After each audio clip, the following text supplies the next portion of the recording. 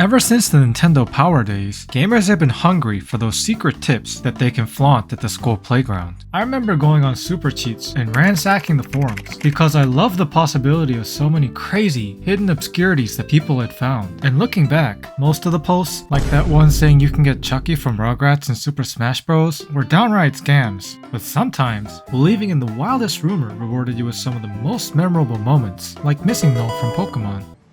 Jackpot. It was like going on an adventure to find treasure. That sense of mystery, that hope to accidentally stumble across something new was all part of the exciting experience of being a gamer. Anything was and could be possible. One of my favorite examples of this is the search for secrets in Shadow of the Colossus. To give you a short summary of the game, you travel to a barren land and defeat 16 colossi in order to bring a girl back to life, only to realize it's at the cost of yours. I'm in danger! And while it is a cult hit, that's literally all there is to the gameplay, and the void world and the lack of content make the game feel so empty. So people started theory crafting that maybe there was a hidden secret somewhere. And that was the birth of a crazy long forum that is well documented by YouTuber Jacob Giller. It's a great video, so take a look if you're interested. I'll link it in the description. Anyways, long story short, the adventure ended abruptly with the rise of emulators and subsequent debugging modes. People could easily break the game and go to previously inaccessible areas that were the core of the mystery. All of a sudden, there was nothing more to speculate about, and the myths were busted, maybe a bit too abruptly. There's nothing else. Now this is one of the sadder stories, but it is a great example of how unlimited access to information has changed the gaming landscape.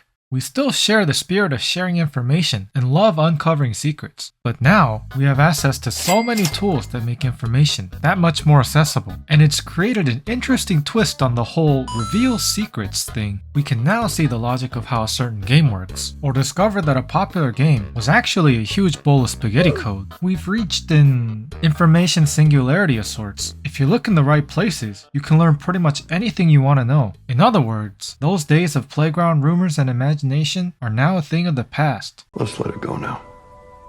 And this has taken some interesting turns. One of the better examples is speedrunning. The plethora of information has allowed speedrunners to dig deep into the inner workings of video games, enabling them to find crazy ways to break and manipulate games to achieve the impossible.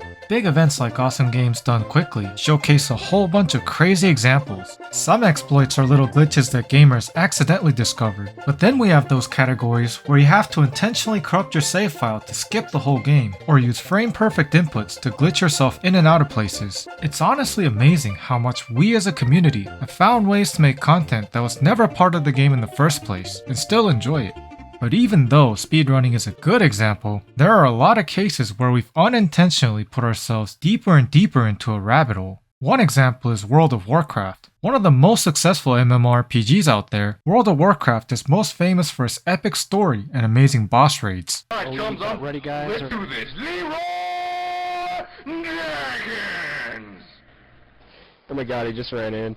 And back in the early days, the fun was in meticulously studying how to tackle a boss by reading an extremely detailed guide that was an amalgamation of information that people documented through trial and error. Online communities were like big taverns where adventurers would gather to share rumors and information on the latest calamity in a team effort to save the world. Sound familiar?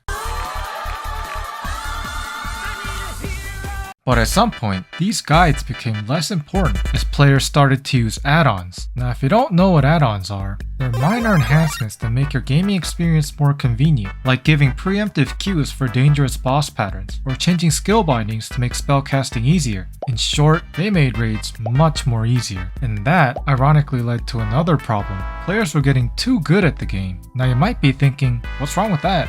There are literally games designed to torture you until you get good.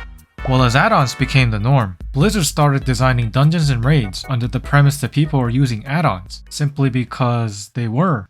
It is what it is. Let me try to explain why this is bad with an example. So imagine you heard about this great game called Final Warscape Destiny, but once you start playing, you realize that just to keep up with everyone else, you need to be part of some clan, join a Discord server to talk with people, study bosses, install add-ons, and so on. You should do your homework. You can see what's happening here, right? It's basically the perfect formula to fend off casual players and new players. And while some people take pride in the fact that they spent hours and hours mastering a game, in reality, sometimes that hole you dug is a lonely pit. It's also become ridiculously easy to look something up. Now back in the day, games had dumb stuff like this, and I can totally understand getting frustrated about stuff like this. But nowadays, looking up tips is more about how you can make a better build and optimize your character. Let's say you were looking up information on a new RPG game, but you accidentally learned that the best power-ups are the green ones before you even start. Once that information is planted in your brain, you have to make a conscious effort to not think about it, or else any non-green power-up is a step away from the perfect build, or a step closer to frustration. People have expectations. Everything has to be perfect. The biblical equivalent would be having not one, but a million serpents trying to persuade you to pick the fruit. But hey, it's not the end of the world. In fact, it's actually the complete opposite. We weren't worried that gaming was coming to an end when games became 3D, or when games started using motion capture technology. This new era of information has given birth to games like Terraria, Don't Starve Together, RimWorld, Factorio, and so on, that specifically provoke you and make you want to look up more information. So who knows, maybe games like EVE Online will become the norm a few years from now. And that's all I have for today. Thanks for watching and have a great day.